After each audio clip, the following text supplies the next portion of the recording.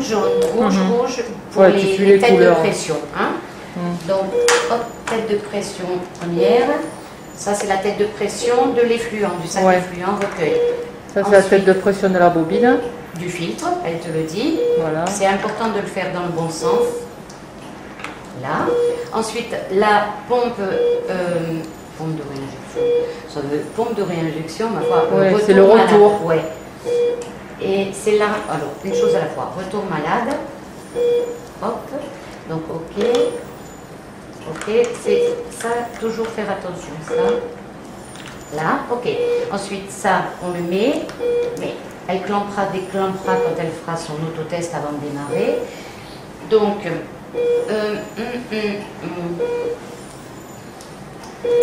là, on monte à l'envers pour la purge du circuit.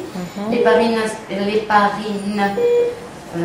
comment tu dirais, l'héparinisation du circuit. Parce qu'on va brancher le sérum héparine là, qui va faire le chemin inverse habituel pour revenir. La purge sera dans la ligne rouge, alors que quand on va démarrer sur le malade, c'est le contraire. C'est le contraire, c'est la ligne rouge qui tire le sang, qui sortira le sang et ça ira au retour réentrer malade. Donc là c'est à l'inverse, il faut le savoir. Donc celle-là, on la met là. Celle-là, on va lui enquiller. Oui, il faut quand même passer là.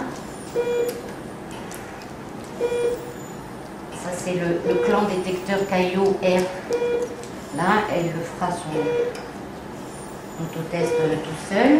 Ok, et là, donc, ça sera notre poche de sérum puisqu'on va purger le circuit. Ensuite, une fois qu'on a mis à peu près tout, on vérifie.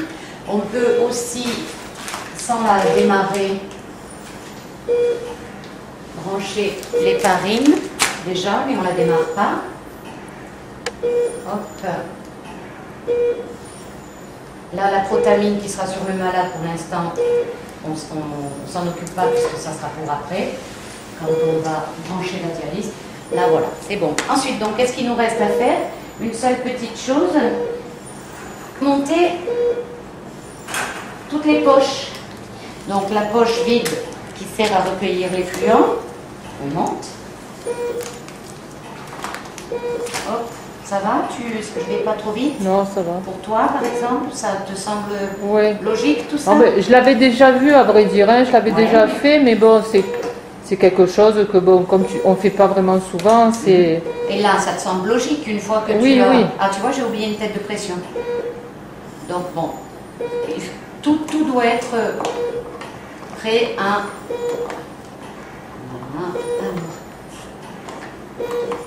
Pourquoi? Pourquoi? Parce qu'on est fatigué. Pourquoi? Parce qu'on est fatigué. Alors, hop, hop, tu vois, toujours un sens l'autre. Ok, ok, ok. Ça, pour l'instant, on peut laisser comme ça. Donc, j'ai dit la poche vide qui machin l'effluent. Ensuite, forcément, attention, poche dialysa et poche réinjection. Donc là, dans la dialysa, en plus, on a une prescription de 1,5 g de potassium. Donc, ne pas se tromper. Ne pas se tromper. Je ne sais pas si je ne l'ai pas chargé avant. Alors, choix effectué, oui, je suis d'accord. Hein, CC, V, HDF. En cas d'erreur, appuyez sur correction, c'est bon. En maintenant le filtre à la verticale, engager les cassettes, positionner les lignes de réinjection de dialysa, mettre en place les 4 prises de pression, c'est ce qu'on a fait. Appuyer sur la ligne. Appuyer sur la ligne liquide effluent en la faisant passer ce qu'on a fait. Hop, s'assurer qu'elle est bien, machin. Positionner les lignes d'entrée, suspendre les sacs de recueil du liquide d'amorçage. Oui, c'est ce qu'on va faire. Insérer, ok, point gauche. Insérer la ligne d'amorçage, point gauche. Oui, c'est 2 fois. Hop. Appuyer sur charger. Alors, j'ai peur que ça le contrarie.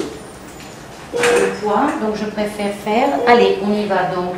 Liquide d'amorçage, c'est le fameux sérum Phi 1 litre avec 1 cc d'héparine, 50 mg ou 5000 unités. Hein? Je ne me trompe pas. Non. Tu es d'accord? Yes, oui, d'accord. D'accordo. D'accord. Donc, Signorita. tu vois, ce système, bon, on va pas tout mélanger, donc j'en parle pas. Mais bon, là, Non. ça y est, on met, Ouais. hop, Percute. hop. Voilà, on percute. Pour l'instant, je ferme, je préfère. Hop, hop. On accroche, mais je vais donner du mou. Hein. Il faudra surtout pas oublier de réouvrir.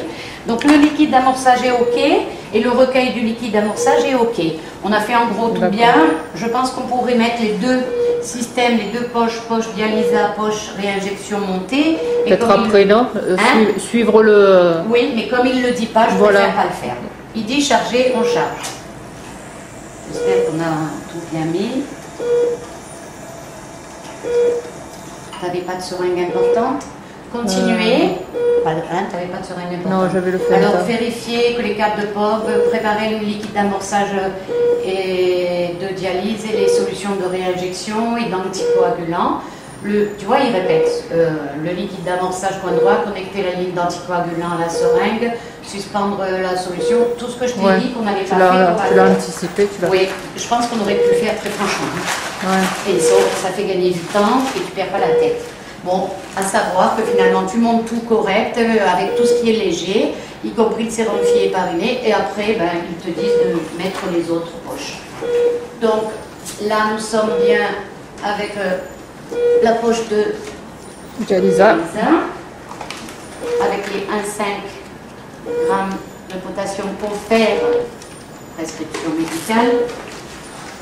5 kg, une dialyse parfois il faut changer toutes les heures.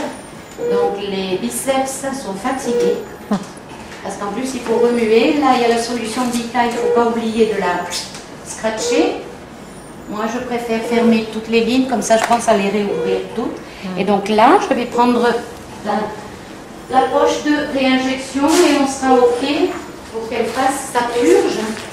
Et à la fin de la purge, elle fera ses autotests. Et de toute façon, quand elle fera ses autotests, on refilmera l'autotest. Donc là, on va jusqu'à la fin, jusqu'au démarrage. Donc là, la ligne de réinjection, pareil, dans la ligne de réinjection, il y a rarement de choses. Donc c'est les poches hémosol, je crois, c'est ça? Ouais. Avec Vika, parce que je crois qu'il y a des poches hémosol sans Vika. Là, ok. Donc, je vérifie, mais je pense que c'est bon. Il va falloir juste tout réouvrir. Là, on n'envoie pas le malade, donc il n'y aura pas besoin de faire le bolus.